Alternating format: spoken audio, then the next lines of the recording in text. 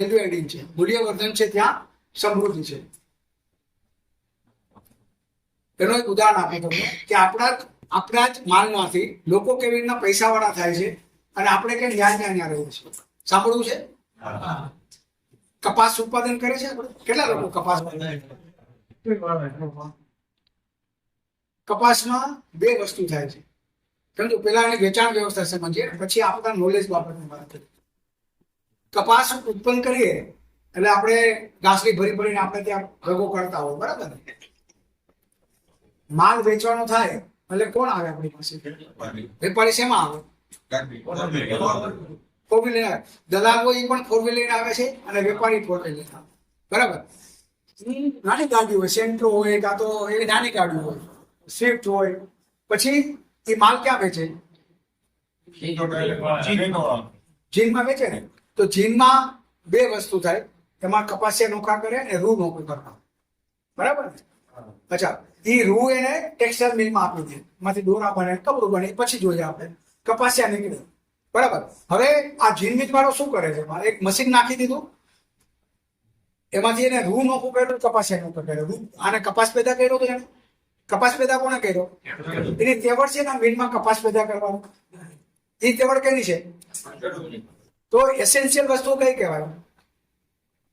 કપાસ છે ને. રૂ નોખું કરો ને કપાસિયા નોખા કરવા કઈ અગત્યની વસ્તુ છે, પણ એ સાયકલ લઈને આવતો હોય છે ને મિલ. શેમાં આવે? એક્સયુવી ગાડી. કઈ હોય?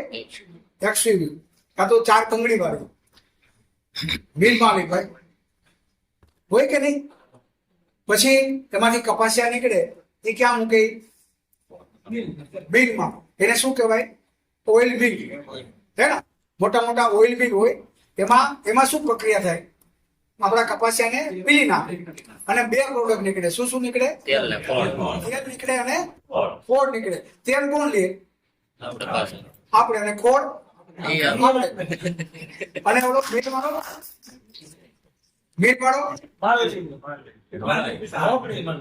સમજાય મારી વાત? અને જલસા કરતા હોય કે નહીં? એ કે હમણાં એક એને અમદાવાદમાં છે ને 2 BHK નો હતો ને, એમાંથી 4 BHK નો ફ્લેટ લીધો અને અમારી બાજુમાં 10 એકર પાછી વાળી લીધી. એ મિલ વાળા. આપણે આપણા ખેતરમાં કપાસ વાવીને બીજું એક વીઘો લઈ શકીએ છીએ? કોણ લે છે? અને ત્યાં ક્યાં જોયું છે તમે કે ભાઈ અહીંયા વસ્ત્રાપુરમાં ટેરેસ ઉપર કપાસ ઉગેલો, ગામના પૈસા ક્યાં ગયા? શહેરમાં. ક્યાં ગયા? અને એ પાછા આપણી ઉપર રૂઅપ કરતા હોય કે અમે જો આમ કર્યું છે. ભાઈ તમે અમારા પૈસાથી જ કર્યું, પણ આપણે સંગઠિત નથી, આપણને ખબર નથી. એટલા માટે કોણ કમાય છે?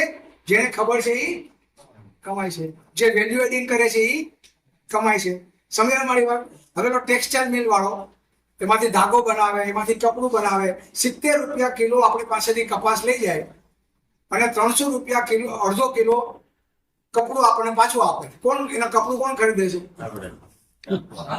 આપણે જ ખરીદીએ છીએ. કારણ કે 80% લોકો તો ખેતી ઉપર ડિપેન્ડ છે આપણા ભારત દેશમાં, અથવા તો ખેતીના વ્યવસાય સાથે સંકળાયેલા છે. તો એ જ કપડું આપણે જ રૂ બનાવ્યું અને એ ક્યાં ફરે છે? ફોરેનમાં જાય. કારણ કે એને તો ટેક્સટાઇલ મિલમાંથી ડેનિમ જીન્સ અને એક્સપોર્ટ કર્યું. જીન્સ બનાવે ને ડેનિમ, ભારતીય ડેનિમ જીન્સ, અને એક્સપોર્ટ કરે, પ્લેનમાં ફરે. અને આપણે પ્લેન નીકળે તો કોઈની બેહવાનો વારો ન આવ્યો. રૂ તો આપણે ઊભું કર્યું હતું, કપાસ તો આપણે વાવ્યો હતો. આનું કારણ શું છે? આપણે સંગઠિત થવાની જરૂર છે, આપણે મૂલ્યવર્ધન કરવાની જરૂર છે, આપણે આપણું વિઝન મોટું કરવાની જરૂર છે કે આ પણ કરી શકું, આ પણ મારાથી થઈ શકે. એ પણ માણસ છે, હું પણ માણસ છું. હું શા માટે ન કરી શકું? તો ગામનો પૈસો ગામમાં રહેશે ને તો જ ગામડા સમૃદ્ધ થશે, અને જો ગામડા સમૃદ્ધ થશે તો જ આ ભારત દેશ ટકશે. અત્યારે આપણે છોકરાઓને 15-20 હજાર 50 લાખની નોકરી માટે શા માટે મૂકવા પડે છે? અને પાછા એ જ મિલમાં કદાચ કામ કરતા હોય આપણે જ છોકરા. સાચી વાત કે નહીં? એમાં જ એકાઉન્ટન્ટ હશે, એમાં જ ક્યાંક મશીનમાં હશે, એમાં જ ક્યાંક એન્જિનિયર તરીકે હશે. આપણે જ દીકરા હશે, આપણો જ કપાસ, આપણે જ છોકરાને કામ કરે, પૈસા એ કમાય. કઈ ખ્યાલમાં આવે છે? આના માટે શું કરવું પડે? તો મૂલ્યવર્ધન જે પણ લેવલ ઉપર થાય હું ગામડામાં સામાન્ય ઉદાહરણ, આપણે મગ પકાવીએ કે નહીં, મગ હે ને, મગ આપણા 60-70 રૂપિયા કિલો માર્કેટમાં આપી દે, આટલા રૂપિયા ભાવ આવે છે ને, ટ્રેક્ટર ભરી ભરીને આપણે લઈ જાય.